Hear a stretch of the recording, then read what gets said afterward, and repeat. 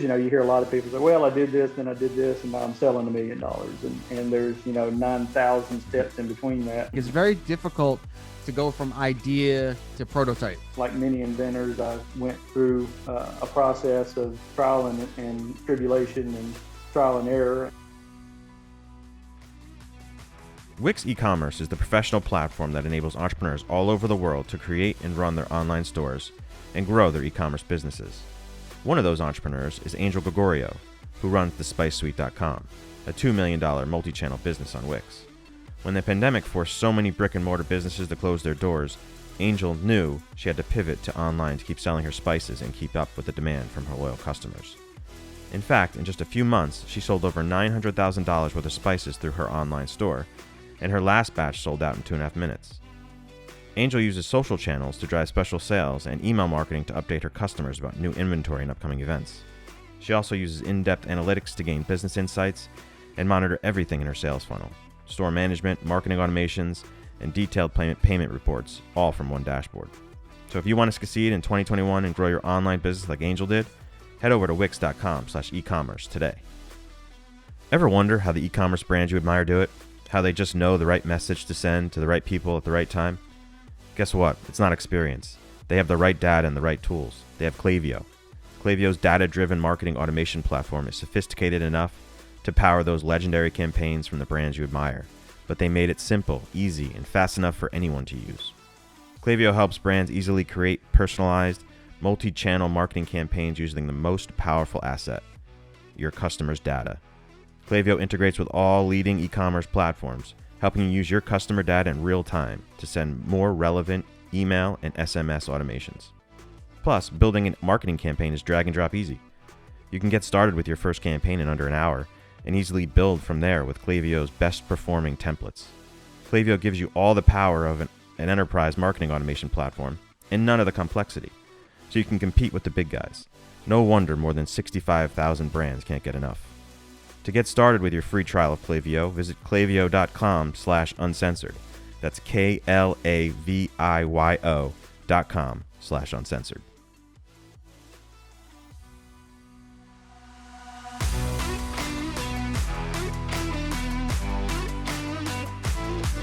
You're listening to E-Commerce Uncensored with Kevin Manel and Jason Caruso.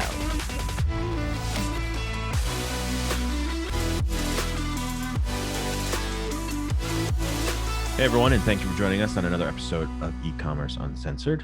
My name is Kevin Manel, and I'm here with Jason Caruso.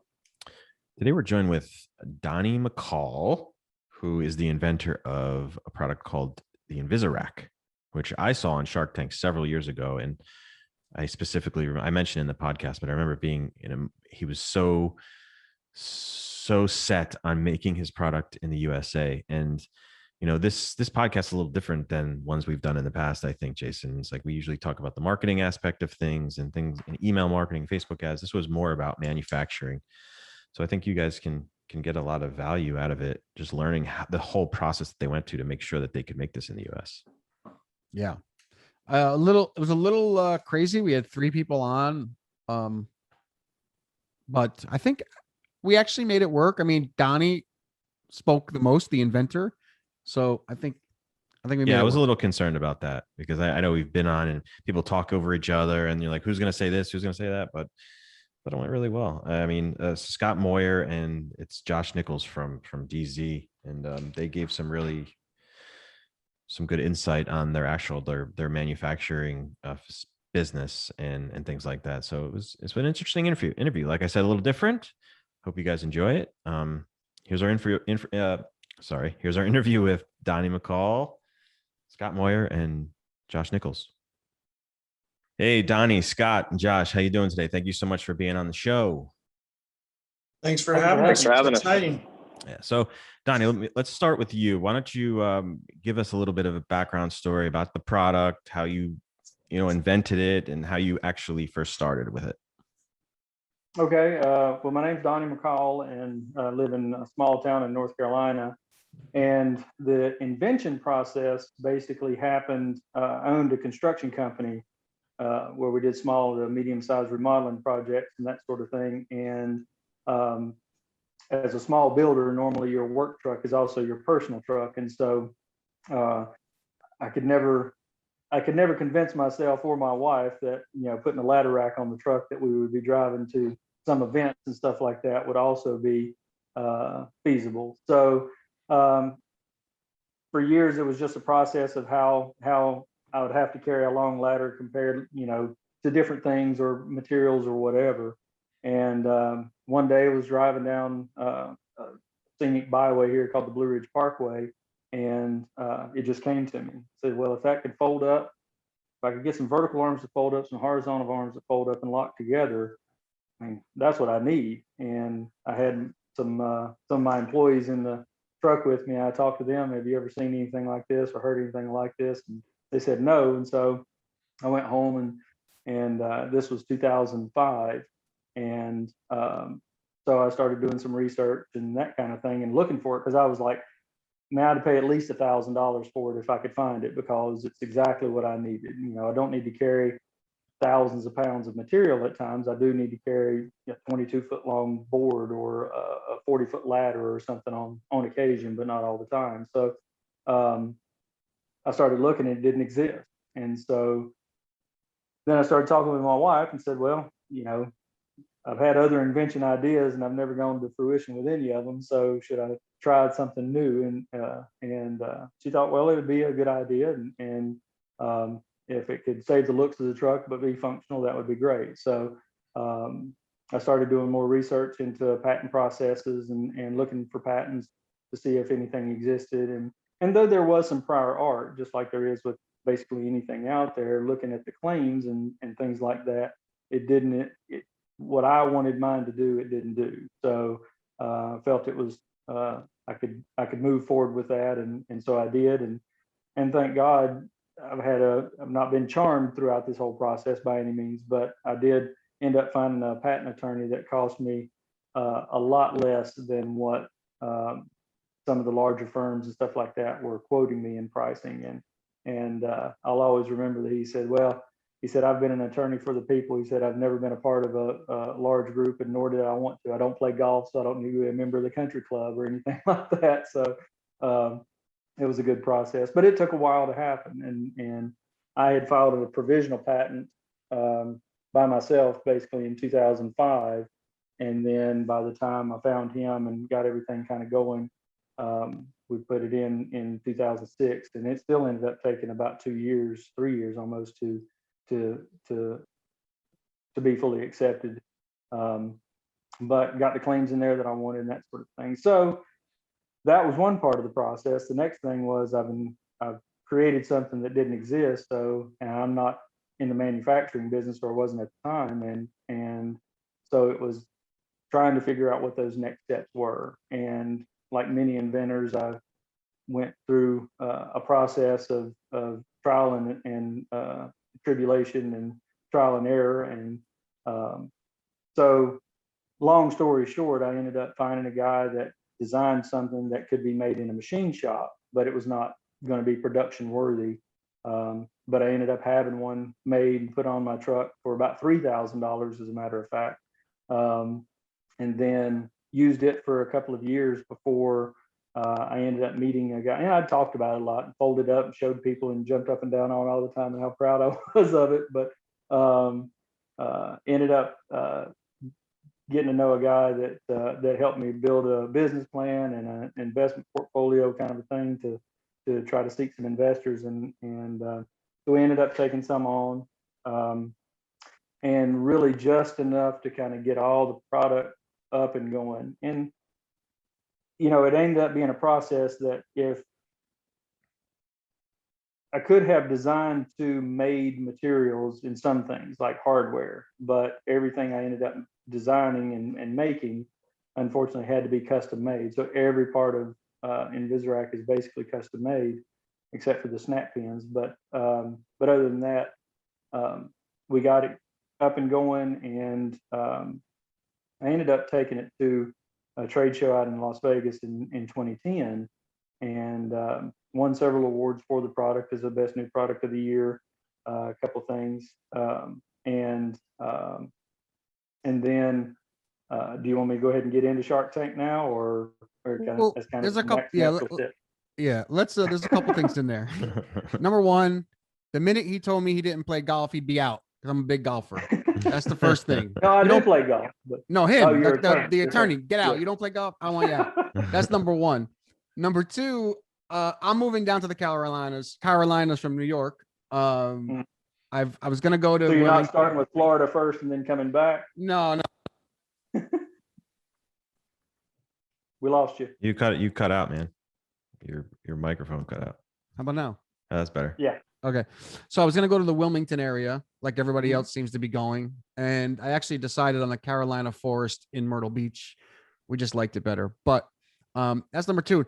Number three, more towards your story, like, you know, it's funny because Kevin and I have tried to invent things, and it always sounds really good in your head, and then like getting like a prototype is always kind of where it ends, right? Like it's very difficult to go from idea to prototype, and we've had like a lot of great ideas, at least we thought they were, and then like we're like, what do we do? And we don't really know where to go from there. And it's interesting because it's the people who kind of like don't give up, right? Like they actually push beyond that point of like, no, I got to make this happen. I have to make this happen because necessity is the mother of invention, right? And it's kind of what you did. And I think it's really smart to go to a machine shop. I used to work with a machine shop, and they really can do anything. They really can make anything. Now, whether it's production worthy or not, that's a whole nother story. But it's really, I think that was really smart because you're always going to pay more money for that first, iteration of the product. But just getting your idea like from paper to actual something that you can use is I think huge, because it's really easy to stop there. So I want to give you a lot of, commend you for that, because I'll tell you, I've stopped many a time trying to get a product. Well, I have too. Yeah, no, I have too. I mean, there's things that I look back, that have been on the market for years and stuff like that. So, well, I invented that in like 1983, and but never went anywhere with it. And that, it's a struggle because it's working a full-time job every day, and and owning a business for one thing. It's not like it's 8 to 5. It's at midnight I'm still putting estimates together for the construction jobs and trying to keep employees working and stuff like that. So it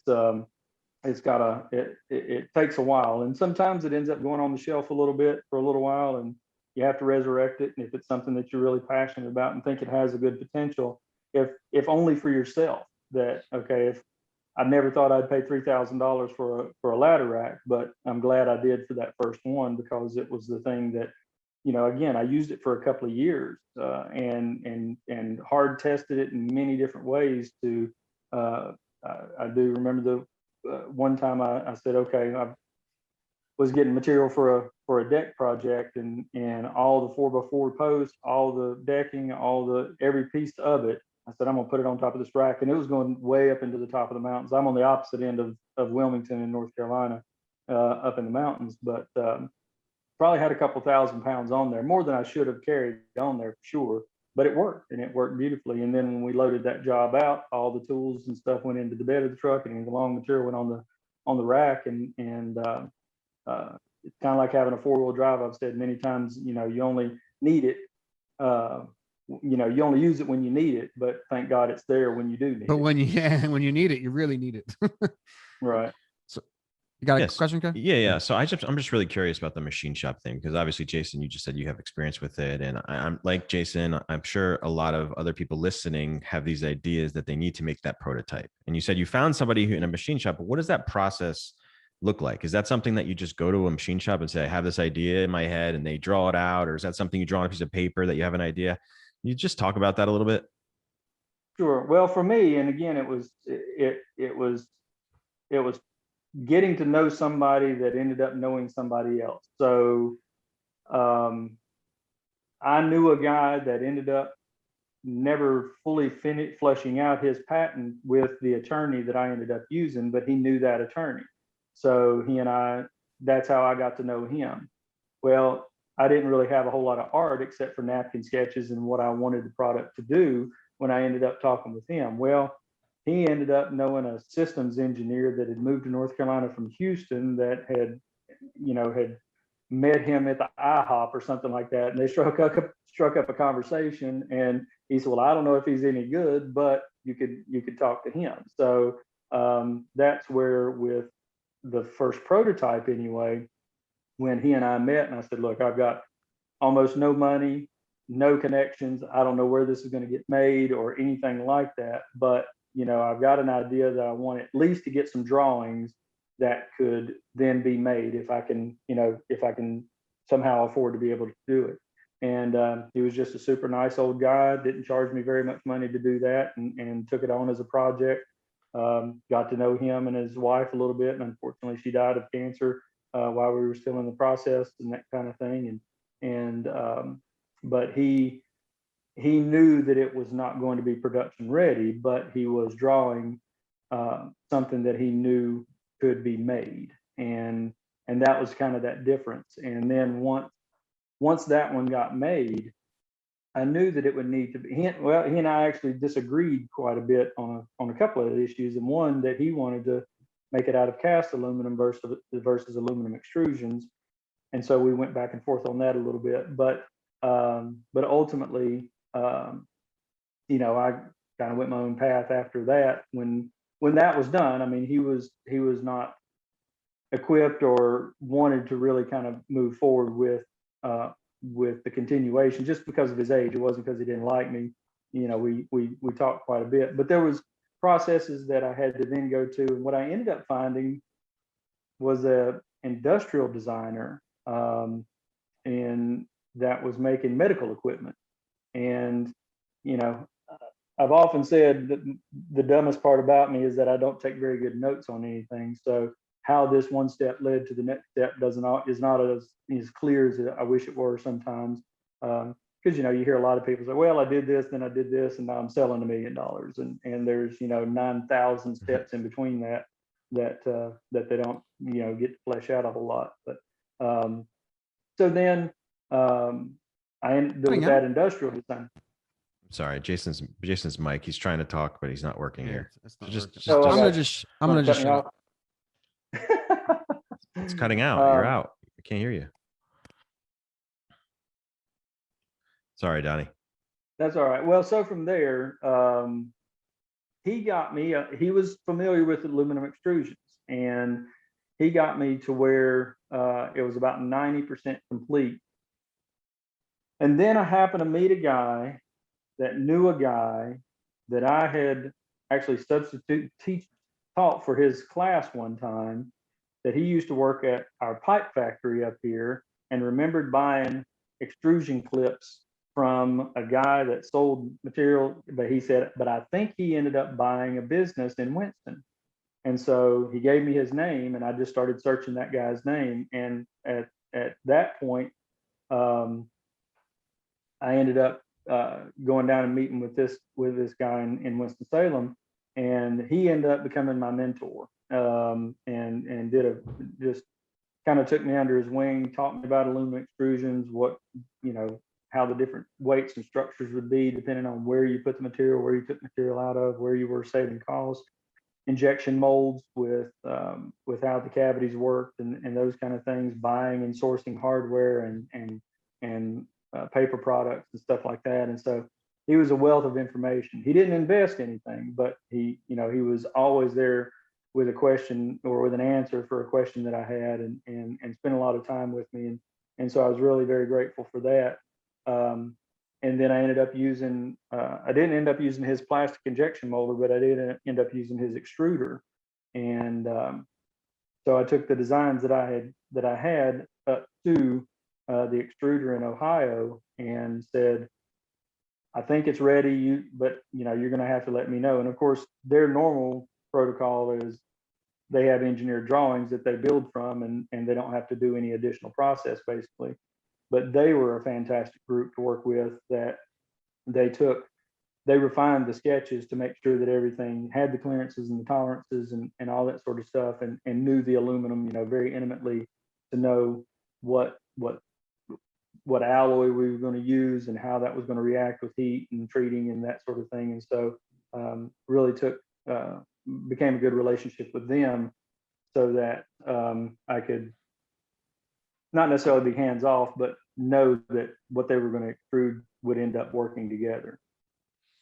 I Can think you hear me? Yeah, I can hear you now. You're good. Okay, sorry. I just wanted to know, like, did you, because I didn't hear this word, and I was like waiting to hear it. Did you have like some sort of CAD drawing created? I did, yeah. That was where the industrial designer came in with Okay. the CAD drawing, yeah. Okay, And like I said, that's where I could take those and take them up to manufacturer, right? So you Right, take a CAD exactly. drawing to a machine shop, and then they can build all the Well, the pieces machine you shop need. can do it as well. Mhm. Yeah, just depends. Yeah. So I like the first guy, there was the CAD drawings that he gave to the machine shop for that production model, or for that prototype model, and then it was a whole different set of drawings that ended up going to the extruders and injection molders. And guys, from the guy at DZ that has to, or doesn't have to, I should say, gets to interact with most of the inventors and things like that, I can tell you that it's not even a close second place on the quality of drawings that Donnie did have, and the things that Donnie and his team had thought through of before we got involved after the Shark Tank side of things was uber impressive. We normally basically have to redesign things to get them to the point where they're actually manufacturable, let alone being able to sell to a consumer at that point. I mean, we added a couple little safety features for liability to Donnie's products, but I mean, you could tell that he had spent a lot of time and effort getting that product to where you could actually manufacture it. So I just want to, we can get to the DZ side of things after, but Donnie sells himself short a lot in how well sorted out the product was by the time we got to it. So I think the most interesting thing of that whole story you just told, Donnie, and like really the lesson that's there, I think, is just when you have an idea and you have all these thoughts around the idea, to like get them out into the world. Because I think people just like have these ideas, but they're just in their head. If it seems to me like you told this guy, and then this guy told that guy, and then that guy, and then you found this guy. So I think that's an important lesson. Like, you never know who you're speaking to or who you're telling your idea about. I think a lot of people are like, they have this really cool idea and they're just so scared to tell everybody, like, oh, they're going to steal my idea. I better not tell them. And I think that's really how that whole snowball of things happen for you. Do you agree? I do. And that was one of the biggest lessons that came along, was because I was, fairly scared. Now, what I got pretty confident about was, and I used LegalZoom to file a provisional patent. And, and if you know about a provisional patent, it's basically, you don't have to claim anything. You just kind of have to say what the product is, what you're trying to do. And so it versus where a lot of people think, well, I can just send a letter to myself and that gives me a stamped date of that information. It's not true, particularly the way the laws changed. But if the provisional patent cost me around, I think, $600. They ended up doing some drawings for me, some crude drawings as well. And it's kind of a la carte. You can choose to have an attorney review them. And so I had an attorney review the thing. And basically it said, hey, you had written a fantastic patent application. You told us exactly what it is. The problem is you need to tell us what it could also be. So you're going to make it out of aluminum, but could it be steel? Could it be copper? Could it be titanium? Those are the kind. So that's what with the patent process, for me, I got a little bit more intelligent about, I guess, was try to be a thief. Try to think like a thief. That when you're writing your patent, think like a thief, because don't tell me just what it is. Tell me what somebody could steal it to be as well. Mm-hmm. So that was one of the things that I learned that way. But once that provisional patent, and again, it could be extremely crude. And that if there's some piece of advice for somebody like that, kind of what you're saying, that you talk to this guy, talk to this guy, to talk to this guy, I was supremely confident once that patent application, the provisional anyway, was there, that I could essentially, I had a year to shout it from the mountaintops and either have something done by then, the application fully applied for, or toss it. And even if you just toss it, even if it ends up being a year and a half later that you can kind of come back to it, most people are busy. Josh and Scott are busy at DZ. You guys are busy, that kind of thing.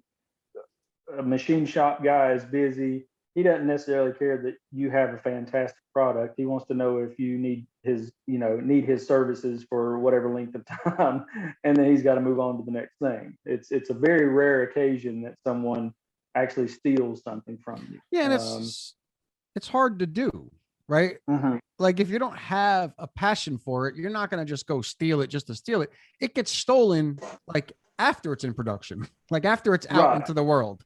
It's, so like we see that a lot. It's like, I can't tell anybody about it. Like, dude, like no one's going to steal it right now. Like, like when it becomes a 7-figure business and you're selling all kinds of shit, then maybe, but like, right now you're good. Is the provisional patent just like almost like a write-up description? I think you said there was some drawings, but is it mostly just a description of what your idea is?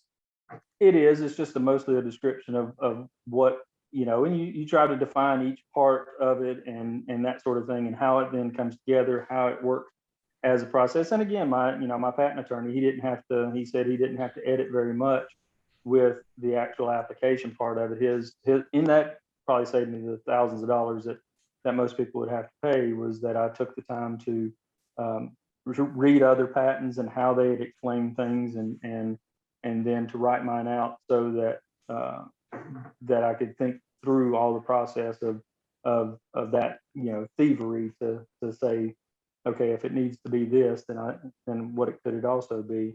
But yeah, it's just written out so that it's basically that letter to yourself that people think they're protected by doing. It's a more expensive letter to yourself, basically. But if you can get it in the process of correctly formatted and broken down with the abstract written as well as the in-depth parts of it, then you're a lot further along when you do decide to hand that to an actual attorney to take on to the full application process. I like to think of patents similar to a boat. Break out another 1,000. Yeah. And it's interesting too, from Donnie's perspective in that provisional patent. It's almost like you would want people to shout from the mountaintops during that 12 months, because now you just start adding claims to your provisional patent before it's fully processed. So now you actually want those thieves to think within that 12-month period, because that's how you kind of reinforce what your design looks like and how it's produced. Oh, that's interesting. Yeah, that's a good point. So you got to this point, you had a product, and you went on Shark Tank. And I can tell you that I remember originally watching your Shark Tank episode. It's a pretty old episode, I think, right? 2000. Yeah, I filmed it in July of 2011, so it'll be 10 years that I filmed it, and then it aired in January, I guess, of 2012. Yeah, and when Jen presented you, I didn't know you. I didn't recognize your name, but I definitely recognized your face when I saw you, because I remember it being an emotional time for you, or it got emotional about the manufacturing and how much you didn't care what they were going to give you because you wanted to manufacture in the USA. Right. And I was like, and I remember Damon John saying like, well, if you can't make it at all, like, who are you helping? Because I get the point. Like, yeah, you want to help the US, but like, if you go out of business, like, then what? Like, what have you done at that point? Is that something that, and first, why don't you tell us the story of Shark Tank and how those things went? Because I'm sure a lot of people haven't seen your episode, but why don't you just tell us about that first? Well, the original, I guess, desire to go on the show was Jeff Foxworthy, if you don't know, was a shark in season 2. And he's the redneck comic, in case you don't know that. But so, I kind of toyed around with what I would say if I walked in, and basically I said, here's what I'm going to do. If I got on the show, I would walk in and say, as far as I'm concerned, my name is Donny McCall from Sparta, North Carolina, and as far as I'm concerned, you 4 are out. Mr. Foxworthy, I'm here to talk about rednecks, trucks, and America. And so, one, I wanted to watch their other heads explode, because I would have knocked them out right off the bat. But so that's what my plan was. And I mean, I hadn't honed it, and I wasn't practicing in the mirror or anything like that, but I'm just saying that's what I was planning on doing. And then so I put in the application, and probably, I think it was a couple of months before they got back to me. And by that point, I'd had the website up, and, you know, we'd been selling a little bit of product and that kind of thing. But I end up getting a phone call from one of the producers, and so we got to talking, and so he said, well, what we'd like to do is move you to the next round. And the next round basically is we're going to send you 1,000 pieces of paper that you've got to read and sign. And then, you know, and then when you send that back, then you're in that next round. And in my case, just sign. Excuse me? In my case, just sign. like there will be no reading. Yeah. But so we're on the phone, and I said, okay, well, look, I said, moving to the next round, I said, there's one caveat that has to happen for me to go on the show. And he was, what's that? I said, Foxworthy has to be in the chair. He said, well, why is that? So I told him exactly what I was going to do. And he just laughed, and he was like, oh my God, that would be so awesome for television, for one thing. But he said, but unfortunately, Foxworthy's not going to be in the chair this time. He's moved on to the Game Show Network. And so I was like, well, okay, well, no, thank you then. And there was this pause. He's like, wait, what the hell did you say? I said, I've watched the show since the beginning. I know, of course, it's not going to be Kevin Harrington. I don't want him in the chair because it's not 1995 as seen on TV. I said, Damon John, it's for us, by us, but he makes everything in China. So it should be FUBCH, in my opinion. And I said, you know, Barbara may sell real estate, but she doesn't know what the guy swinging a hammer do. You know, Mr. O'Leary he's done everything, but he just knows too much, in my opinion. I said, I might have a shot with Hershevek because his father was in manufacturing, well, you know, swept on a factory floor when he came over from Croatia to Canada. And I said, and maybe Mark Cuban. I said, I just don't know. I said, he's always a wild card. Some things he invests in that I can't believe he does, and some things he doesn't invest in that I think he should. But that would be, I said, you know, but it's made in America. It's a little bit heavier manufacturing. It's an expensive product comparatively to, you know, the $20 stuff that a lot of the pitches are that are on there. So I can't say that it is a good fit. It would be a good fit to make television that I come on and get Foxworthy, because I mean, I was honest to God, I was going to give him 10% of the company just for his face. I didn't even want any of his money. And so that's kind of how it went.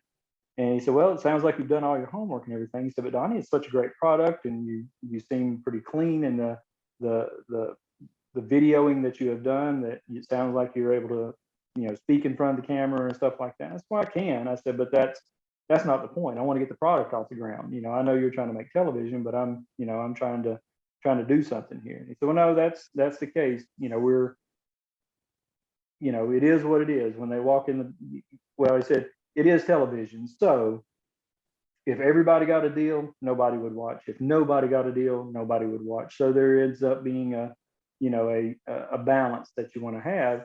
And that's why I understand. I said, you always have a heartfelt story, a sort of funny story, and then you've got some goofball on there. And I said, and I don't want to be the goofball. So, you know, go on there with not a whole lot of sales and debt and American manufacturing and those type of things that won't be as appealing to them. And I said, you know, I've watched enough to know that I'm going to get ripped on what my valuation is compared to my sales and stuff like that. So, you know, I'm a little bit smarter than the average bear, I think, to sort of know my limitations. And he said, well, I want you to reconsider, please. You just, you know, look at the paperwork and that sort of thing. He said, because it would be a great story to get out there, if nothing else. And, you know, where else can you get, you know, I think they said they had about 5 million people viewership at that point. I said, yeah, but how many of those own trucks, and how many of those are going to, you know, spend $700 or more for a rack on their truck? And he's like, well, just think about it. So I did, and my wife talked about it and prayed about it a whole bunch, and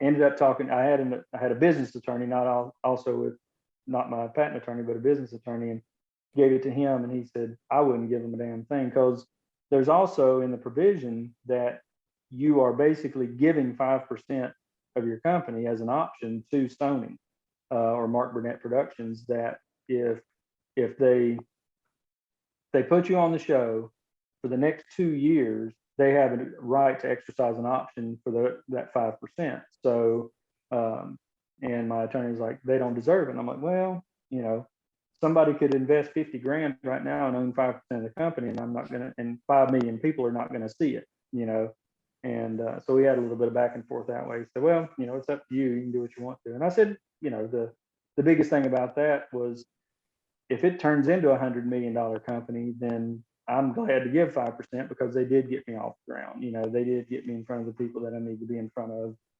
that I wouldn't have been able to do for myself. So, but that's 2 years though, right? Like, so it had to be $100 million company in 2 years, and right, the likelihood of that happening, right? Right. Well, it wouldn't necessarily, and they've exercised their option on other companies that I've heard about, but and they weren't $100 million companies, but they knew that there was enough potential behind it that it was going to go and do something. And but it's just there, for their own protection to a certain degree. I'm sure that they want to be as ground floor as they can, or want to get some upside from it. But they never exercised it, so, and it's well beyond the limitations, so I didn't have to worry about it. This message comes from our sponsor, Wix e-commerce, the professional platform that enables entrepreneurs all over the world to create and run their online stores and grow their e-commerce businesses. One of those entrepreneurs is Angel Gregorio, who runs thespicesuite.com, a $2 million multi-channel business on Wix. When the pandemic forced so many brick and mortar businesses to close their doors, Angel knew that she had to pivot to online to keep selling her spices and keep up with the demand from her loyal customers. In fact, in just 2 months, she sold over $900,000 worth of spices through her online store, and her last batch sold out in 2.5 minutes. Angel uses her social channels to drive special sales and email marketing to update her customers about new inventory and upcoming events. She also uses in-depth analytics to gain business insights and monitors everything in her sales funnel, store management, marketing automation, and detailed payment reports, all from one dashboard. So if you want to succeed in 2021 and grow your online business like Angel did, head over to wix.com/e-commerce today. Ever wonder how the e-commerce brands you admire do it? How they just know the right message to send to the right people at the right time? Guess what? It's not experience. They have the right data and the right tools. They have Klaviyo. Klaviyo's data-driven marketing automation platform is sophisticated enough to power those legendary campaigns from the brands you admire, but they made it simple, easy, and fast enough for anyone to use. Klaviyo helps brands easily create personalized, multi-channel marketing campaigns using the most powerful asset, your customers' data. Klaviyo integrates with all leading e-commerce platforms, helping you use your customer data in real time to send more relevant email and SMS automations. Plus, building a marketing campaign is drag and drop easy. You can get started with your first campaign in under an hour and easily build from there with Klaviyo's best performing templates. Klaviyo gives you all the power of an enterprise marketing automation platform and none of the complexity, so you can compete with the big guys. No wonder more than 65,000 brands can't get enough. To get started with your free trial of Klaviyo, visit klaviyo.com/uncensored. That's KLAVIYO.com/uncensored. Cool. So then how did you find these guys? So before you get there, so just recap. Okay. So what was the outcome of the show? So you got on the show. What exactly happened? Well, I was a little bit again hesitant. So because of the different steps that you go through. So I got to the next round by taking, by filling all that paperwork and sending it in. And then the producer called and said, okay, we've moved you to the next round, which basically means we need to work on your pitch. And I'm going to pretend like I'm Barbara, and I'm going to pretend like I'm Kevin O'Leary, and I'm going to pretend like I'm Mark Cuban, and try to knock you off your game and stuff like that. And so you do have a long sort of process of that. About a phone call a week, you work on your pitch and hone it or whatever. And so then moving to the next round, they said, we're going to fly you to California. So you get flown to California, which doesn't guarantee you're going to get in front of the shark. So, but you're going to get in front of the producers. So you then go and give your, when you, this again, condensing this, but you get there and I got called for a time slot to go show the producers, was with the producers. Then you don't know anything when you walk out, but then a little bit later, my producer called me and said, okay, we're moving you to the next round, which means you're actually going to go in front of the sharks, which doesn't guarantee you that you're going to be on television, because apparently they shoot like 75 segments and they're only slotted to put 52 or so on the in the season. And then even if you get in front of the sharks, again, it may not be aired. So it's true, the doors open for the first time. I walked in, I met them all. When the doors closed after I left, I never saw them again. But during that process, I was in there for about an hour and a half, and they did a fairly fair job as far as the editing process. Didn't make me look too stupid, I don't think, but also, there were a few things that I had brought out that obviously didn't sway them, or it would have changed the outcome. But the things they thought they knew about manufacturing, they didn't know. And that my plastics were less expensive in North Carolina than they were in China. And if I was going to have a problem with my aluminum, which I did on our first run, it was 7 hours away, and they spoke English that I could speak to and say, hey, we need to fix this. And they shipped it all back on their dime, fixed it all, and shipped it back to me, which would not happen if you were buying container loads from overseas. And just those kind of things that I talked about. But again, it boiled down to, I think there was just that feeling, I guess, from them that they knew better than me. And if you don't want to listen to us, then we're not interested. I think it, maybe I rubbed them the wrong way, but it ended up being, I think, a little more of an easier out for them, that I was fairly staunchly going to stand my ground with Made in America.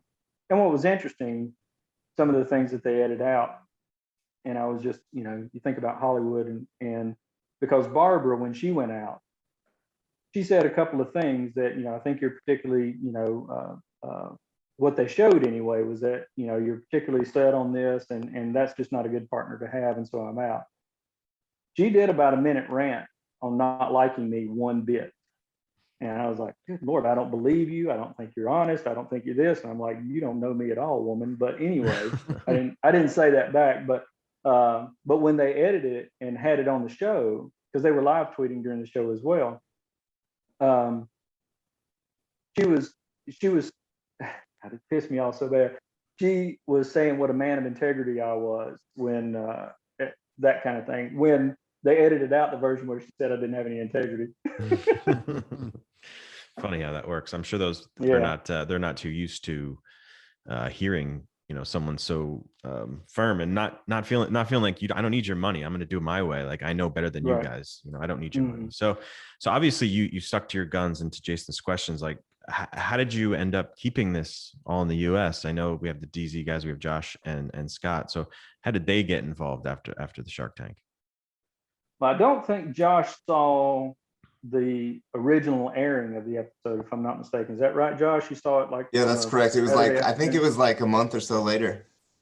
Mm-hmm. So, kind of to lead into that, I've been in manufacturing my whole life. I've been dating my wife since we were 15, and her family actually owned a manufacturing facility that made water outlets and transmission throwout bearings in Wichita, Kansas. So, I started running a drill press when I was 14 years old.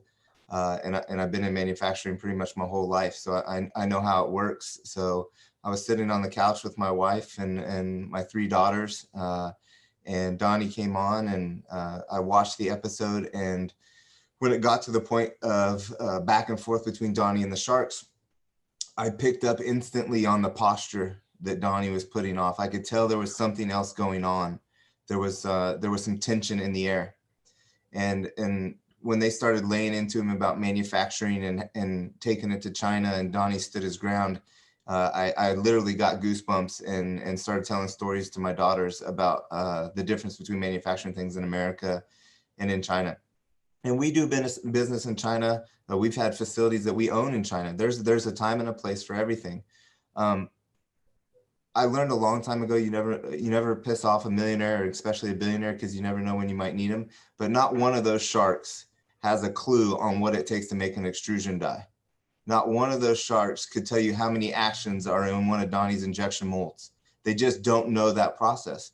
So it hit home with me, the tension in the air between Donnie and the sharks, and Donnie standing his ground. And I simply thought to myself right then and there that there's no reason that we have to manufacture this product, especially in China. And hindsight 2020, if you look at what's going on with container prices and tariffs and all that stuff, I mean, you would add $500 to $600 to an Invis-A-Rack today if it was made in China, just for non-value added items that the consumer sees no benefit from. So again, watching it with my family on the couch, I found a way to reach out to Donnie and say, hey, this is who I am. We're not a get rich scheme company. We're not going to offer you $5 for every truck that's on the road. So if that's your mentality of, hey, there's 10 million trucks on the road, just pay me $5 for each truck. And, we were upfront and honest with him, and I'm that way with all the deals that we do. Donnie and I kind of hit it off right off the bat. We had a couple conversations. I know Donnie had a couple other companies approach him after the Shark Tank. And I encouraged him to go visit those other companies and then come visit us and weigh what you want to do best. We're a family-owned manufacturer. We are a large-scale manufacturer that does a lot of business and has capabilities to do the things. So we brought Donnie out. We gave him a tour of everything. We showed him all the capabilities and capacities that we have. We have I-35 values. So in all of our speeches and training sessions, you can go up north and south of I-35 anywhere in the country and get the same kind of values and morals that you'll see along that whole highway. And we do what we say. We're going to shake your hand. And if it works out, it works out. And I think it was maybe even later that day or the next day, Donnie came back and said that I'd like, because Donnie, if I'm not mistaken, one of the other manufacturers was right up the street from us, wasn't it? They were, yeah. Yeah. So, we kind of signed a deal, and we've really been manufacturing it ever since. And I don't know, what was it, Donnie? Maybe 60 to 90 days after we started building it is when the Shark Tank reached back out to us again. Yeah, it wasn't very long, because the interesting thing was that so the episode was the third episode of that season, and Shark Tank had been a mid-season replacement show. So whatever went on in the fall didn't pan out. Shark Tank would be a filler show, and they had been that for 3 years. And when they aired my episode, because apparently it was supposed to be the first week, and then they emailed me and said, we're going to move it to the third week. And I didn't know why, but I guess to get a little bit of momentum started with the show anyway. The 2 nights later, the executive producer calls me and says, have you got an update for me? I'm like, no. I mean, I've got 1,000 emails and phone calls and voicemails, but, I don't really have anything nobody's giving me $1 million or anything like that. He said, well, I'm just telling you, we're blowing up here. I mean, we're getting it's gone crazy. And I was like, okay. So they ended up airing it a bunch of times. And that was when Josh ended up seeing it, on a rerun, actually. And then as he was saying, I was entertaining, and it was interesting. You have every conversation that you can have, and some of them are, hey, I don't have any money, but thanks for what you're doing. And some are, hey, you don't really stand by those values. I'll give you $1 million if we can take it to China right now. And I'm like, no, well, you can just go ahead and lose my number. Explain, because these are some of the problems I think that people who are in the e-commerce business, they don't quite get, right? Like, it's a heavy product. So shipping it from China, all those things, yeah, it may be cheaper to manufacture there, but landed in the US is a completely different story, right? So the time that it takes, the pissing off your customers that now maybe for like a little trinket, maybe China's great, you get here. Can you give us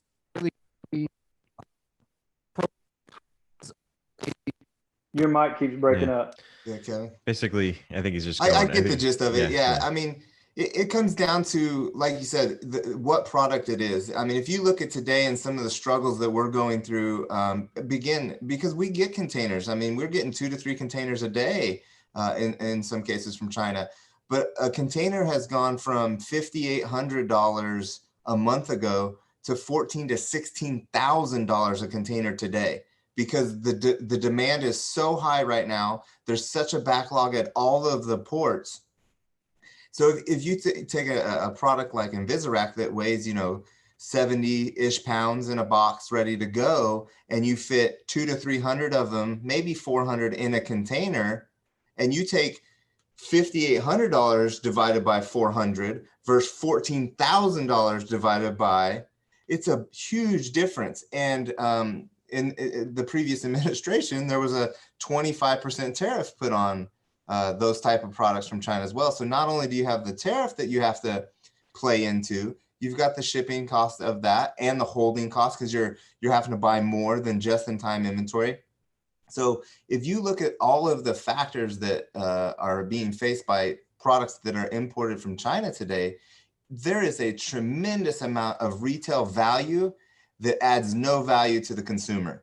I mean, on a product like Invis-A-Rack, if we started making it in China today, it would be somewhere in the $300 to $500 range of increased retail value for no added value in product function or what the consumer sees or uses it as, just between tariff, freight, holding cost.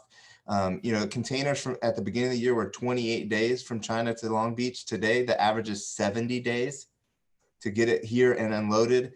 Then it goes from California to us here in the Midwest on a train, and then from a train to a truck. It's there's a lot of things that are playing into the factor of that, especially like you said, in large items. Again, we still do a lot of that stuff, but we're transitioning more and more of it back here because it just simply doesn't make sense financially for a consumer. When I can't add value to the product that the consumer can actually see, touch, or use, we don't do it. I think there's a big part of that too, is like just having a peace of mind for Donnie to be able to just I don't know how far apart you guys are, if you're close to each other, just be able to go to the manufacturing facility and see things. I know you can go to China, but to orchestrate, that's tough. Yes. Yeah. And Donnie touched base on it too. His first load of aluminum was bad. Well, there's a big difference in a T3 heat treated aluminum and a T5 or a T6. Especially when you're going to load it with lumber, and you're going to do like Donnie, and you're going to put way more than we load rate it to, and you're not going to strap it down the way we tell you to do. So there's a lot of things like that there's some liability in this product. You've got to get it right, and there's a lot of moving components on Invis-A-Rack that have to interact with each other, so they've got to fit right. So how did the whole DZ thing happen? So you're obviously licensing it. How does that process work as far as licensing a product that you invented? Donnie, you want to touch? You want me to do it? Go ahead, Josh. So basically, the deal that Donnie and I came up with is the one that we live by. You'll make money when we make money. We're 100% transparent on what we're selling it for, how many we sell, how many we return. Because guess what? If we get one back for a warranty or somebody just wasn't happy with it, that comes off of Donnie's commission check as well. So he basically is going to get a check for the rest of his life, or as long as we keep signing agreements with him as based on what we sell. So everyone that we manufacture and sell that ends up in a consumer, Donnie gets a royalty payment off of that. All right, cool. So, where most of your sales come from now? Do you have? I saw you're on Amazon. I know you have a DZ website. How are those sales split up? So all of DZ's so well established since we've been doing it for so many years, since 1977. You can pretty much buy a DZ product or a product that we distribute just about anywhere you want. So you can go to Amazon, you can go to DZ.com. There's probably a dozen other higher end e-commerce websites that can fulfill that, as well as your mom and pop truck store, because the Invis-A-Rack is easy to assemble, but it could be pretty intimidating if you don't really know how simple it is. After you've done one, you can probably do one in a half an hour with some basic tools, but sometimes people get intimidated by stuff like that. So you can go to your local truck shop and buy it as well. And touching on what Josh was mentioned about the install. So, the Invis-A-Rack install is relatively simple. You can do it quick once you know what you're doing. But let's be honest, with Donnie's first, description of what the product is, these are people that don't necessarily need to use it every day or every week. It's somebody that, hey, when I, using a truck as an example, I don't need a truck every day, but dang, when I need a truck, I need a truck. So it's very similar with the Invis-A-Rack, and that concept is, Donnie still wants to be able to go with his wife to dinner that evening without a monster rack on the back of his truck that's either A, can't fit in the parking garage, or B, just not something you want to be sitting out in the parking lot. So, we visualize those consumers of the people that may need to go to Home Depot every other weekend. So it's all those avenues of sales are important. The customer has all the tools they need to install, but again, if they're on that threshold of, hey, this is great, but I only need it every couple of weeks, to have some of those resources is very important, and it goes a long ways. We've gotten a lot of crossover stuff now into the kayak industry and some of those outdoor sports industries, because again, to put a kayak rack or something like that on top of your truck is an undertaking if you don't have a kayak every day. So, you can, and at the time when Donnie came to us, we had life to your truck. And that's kind of what the Invis-A-Rack is. It's life for your truck. You can run the job site occasionally. I always said the Invis-A-Rack is kind of like that, the fancy guy like Donnie, the boss, the crew chief, where he's sitting in his truck in the air conditioning telling the guys what to do 90% of the time, but occasionally the delivery was a 2x4 short or a PVC pipe short. So he drives his truck to Lowe's or the building supply, folds out the Invis-A-Rack because now he needs it. And then later on when he gets unloads at the job site, he can fold it back down again. So speaking of those stores, are you guys in retail? Are you in any of the big box stores? Because I feel like you could almost sell those on the way out of Home Depot. Well, we've done some test studies on it. It's a niche item and a price point item versus that $399 Chinese steel rack that you would find at those big box stores. So you can buy special order. Tractor Supply is one of our big customers. We do business with Lowe's and Home Depot, and so you can definitely find it and get it there. But it is not your budget ladder rack, let's call it. Now, does DZ handle most of the marketing for the product, or is that something that is it Invis-A-Rack? Is that still an entity as well? So we market it as Invis-A-Rack by DZ. So when you buy one, you look at the box or all the marketing stuff. It's got Donnie's original Invis-A-Rack logo, and then right below it's got a smaller DZ right below it.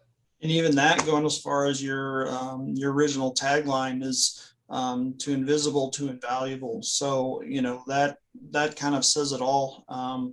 In Donnie, was it 2011 or 2012 that you came out to SEMA? So SEMA is the largest trade show, truck show in the world. It's out in Vegas every year, the first week in November. So that's where DZ, we launch a lot of new products. Donnie mentioned that earlier. And we had him in our booth that following year. And basically he was standing up in the back of the truck, raising and lowering that thing all day long and showing how it works and doing demonstrations and just, actually showing that product in use that, it is just, a 60-second. I think we even have a time-lapse version somewhere of marketing material where Donnie, and we put a stopwatch to it, just showing him putting it up and how long it takes. I mean, he had it up in 60 seconds. So it's, to be able to show that the Invis-A-Rack is one of those that a static image doesn't do it justice. You either have to show the lenticular design of each step and what it looks like, or a video to be able to kind of market that. So it's very important to get that out on the web and so people can see that thing in motion. I think in a lot of cases too, just knowing Donnie for this last hour, I think a lot of people, when they see him at these trade shows, I think a lot of people are buying him, I mean, it's like his personality. It's a great story that you guys have. And, Jason and I, our podcast is usually about like the marketing. We talk about email marketing. We talk about Facebook ads.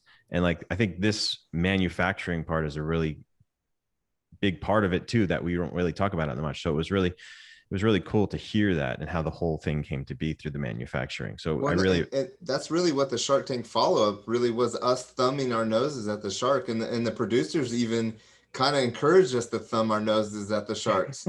The whole thing was Donnie and I basically sticking it to him, say, see, you can build stuff in America. And it snowballed big time. We had the local news out at the same time. Diane Sawyer, Made in America, came out and filmed us. I mean, we kind of snowballed that Made in America thing on that product. And I'm sure Donnie can't get away from a gas station without people recognizing him and saying thank you for sticking to Made in America. It's interesting because I look at our Google and our website analytics, and there's an awfully big jump right here. Let me see if Shark Tank aired. Yep, April 18th. Why did we get 5,500 views in a matter of 30 seconds? Oh, Donnie was on a rerun on Shark Tank again. So I don't have to go look at episode air dates to figure out when the Shark Tank was running based on our Google Analytics, because it does light up, and we'll get comments of thank you for sticking with USA. And again, to Josh's point, it's hindsight's 2020, and now, like you said, 10 years down the road, China's not necessarily the cheaper option. It's definitely not the quality option in terms of us. And touching base on that too is, we have 7 production facilities in central Iowa. So we have an extrusion plant, we have a tool and die, we have a stamping, all those things come together. Here in central Iowa, it's a one-stop shop. And again, Made in America is the key. Yeah, I mean, and one of the things that just to interject, they ended up, I guess, they ABC 2020 ran a $100 million invested from the Sharks, and it was a year or two after my show aired, my episode aired. But because a lot of people like, I didn't know you were going to be on TV last night. I didn't know either. Well, you were on 2020. I'm like, well, I didn't see it. I don't know what it was about. And I didn't have Hulu Prime or whatever, so I couldn't go watch it immediately. But I ended up seeing the segment, and if your viewers don't know, about 90% of the deals on Shark Tank, when they shake your hand, they don't ever come to fruition. Whether the shark walks away or the entrepreneur walks away from the deal. And a lot of times that's it during that due diligence where the shark wants more than what he asked for to begin with, or the entrepreneur was lying about what he was selling. So, but they had this segment ended up being about kind of your lessons learned or whatever. And I guess the intro was some footage that ABC had done of me, and I didn't even realize I was there. But to get a little bit of indication, they asked, what are some things that you learned, or some of the things that you've learned in this process? And the first thing that Mark Cuban said, I didn't realize how much stuff was made in the United States. We're told constantly in the media that you have to go overseas, that it's cheaper overseas, that you got to make it overseas and that sort of thing.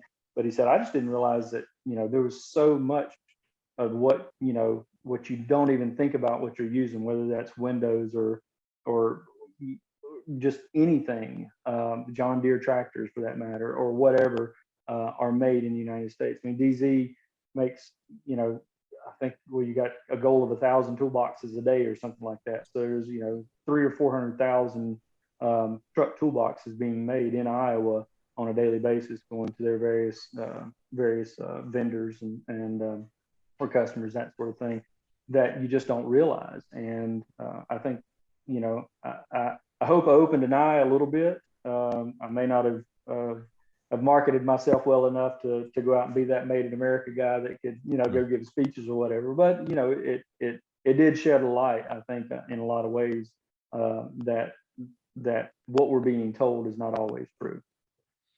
Yeah, well, it was a really cool story. I mean, it was really nice for me to hear a follow up, because I wasn't really sure what was going to happen after that show, after what happened with the whole Made in the USA thing. And I'm really, congratulations on your success so far. And it was really nice meeting the three of you. Before we go, why don't you just tell us where we can find your product? What's the website, Instagram, whatever you guys got to share before we go? Sure. Yeah. DZ.com. It's DEEZEE.com. Josh mentioned it earlier, but Donnie sold himself a little bit short. He did a ton of legwork on that Invis-A-Rack to get it, 90% of the way there. We're just happy and fortunate that we got to tag along, so to speak. Get it that extra 10% and give it the boost to, with our presence in all those different arenas, to actually push it to market. So it's been an exciting journey, and it's crazy to hear Donnie actually say that 10 years out loud, because you kind of forget it's been that long. I got more gray in my beard. Yeah, exactly. All right, guys. Jay, are your mic working? You have any questions before we go? We're good? No. All right. Thank you guys so much. Thank you, guys. Thank you. Thank you.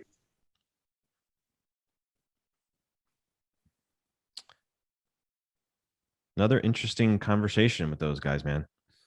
My mic was all effed up, which was driving me insane.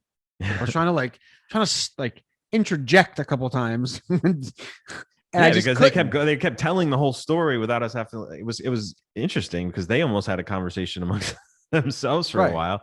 And Donnie was great. I mean, he gave his whole story, but we didn't even have to ask any questions. So right, I saw you on camera, and I saw you put your hand up. You're like, you were trying to jump in and trying to ask questions. And I didn't want them to get past certain things that I had questions about. So yeah. And I was trying to because they said a lot, and I was trying to kind of slow them down a little bit so that we can kind of ask questions, but we just kept going. Yeah, because there were some good points in there about patents and Mike and building the thing. That's one of the things that I can't get past, actual building a product. One of our clients, Rev Air, it's the guy 3D printed the freaking thing. I'm like, how does a person even do that? Crazy, right? Yeah. And all the little details and all the little parts that go into the process is kind of mind blowing. So, but I'm glad you fixed my mic though. Hey, anytime, man. It was disconnecting. Yeah.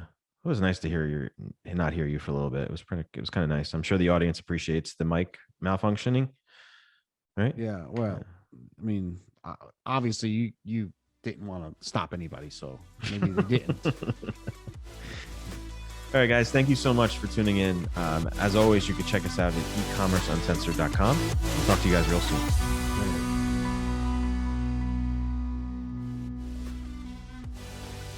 This message comes from our sponsor, Wix E-commerce, the professional platform that enables entrepreneurs all over the world to create and run their online store and grow their e-commerce business. One of those entrepreneurs is Angel Gregorio, who runs the SpiceSuite.com. In just a few months, she sold over $900,000 worth of spices through her online store alone. So if you want to grow your business in 2021, head over to wix.com/e-commerce. Attention e-commerce founders, entrepreneurs, side hustlers, marketers, and growth hackers. If you're working round the clock to build your dream e-commerce business, you need an e-commerce marketing platform that works just as hard as you do. That means you need Klaviyo. With Klaviyo, you'll delight customers and drive revenue at the same time, with personalized emails and SMS marketing campaigns that you can design and send in minutes. For more, visit klaviyo.com/uncensored. That's KLAVIYO.com/uncensored.